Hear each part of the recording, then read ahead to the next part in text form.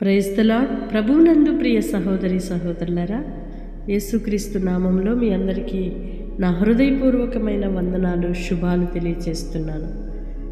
దేవుని మహాకృప వలన మీరు బాగున్నారు అని తలస్తూ ప్రభువుకి కృతజ్ఞతలు చెల్లిస్తున్నాను.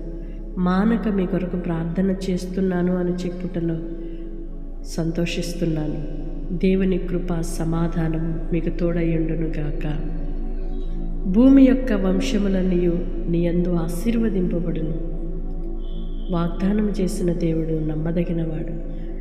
నిన్ను బట్టి దేవుడు నీ వంశమును ఆశీర్వదించేదనని, అంతేకాదు నీ వంశావళులన్నీ కూడా నీ ద్వారా దీవించబడాలి అని ప్రభువు నిన్ను లోకములో నుండి ప్రత్యేకించుకొని దేవుని కొరకు ప్రతిష్ఠితునిగా మార్చుకున్నారు. కనుక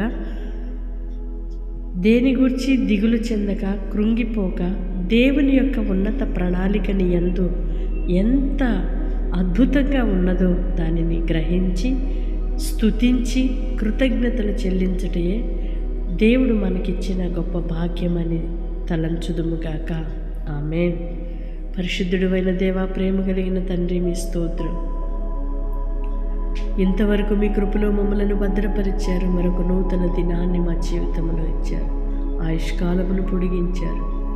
మా జీవమును మీ జీవపు మూటలో దాచి ఉంచారు. మీ స్తోత్రాలు. ఇంత గొప్ప కృప మా ఎడల చూపుతూ నడిపిస్తున్నారయ్యా. భూమి యందున్న వంశములన్నీ నీ యందు ఆశీర్వదింపబడునని ఉన్నత వాగ్దాన ఫలమును మేమందరము కూడా పొందుకోవటానికి సహాయం చేయండి. మా మూలముగా దీవించబడాలి, ఇతరులు ఆశీర్వదించబడాలి.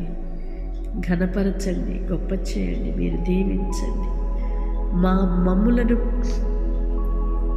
మమ్ములను బట్టి ఏ ఒక్కరు కూడా నష్టపోకూడదు, శాపాన్ని అనుభవించకూడదు. దీవెనకు కారకులుగా ఉందుముగాక. అట్టి ఆశీర్వాదము నొందిన వారిగా వర్ధిల్లుదుముగాక. మీ కృప దయచేయమని యేసయ్య నామములో ప్రార్థిస్తున్నాను తండ్రి. ఆమేన్. దేవుని కృప మీకు తోడయ్యుండి మిమ్ములను ఆశీర్వాదానికి పాత్రలుగా మార్చునుగాక.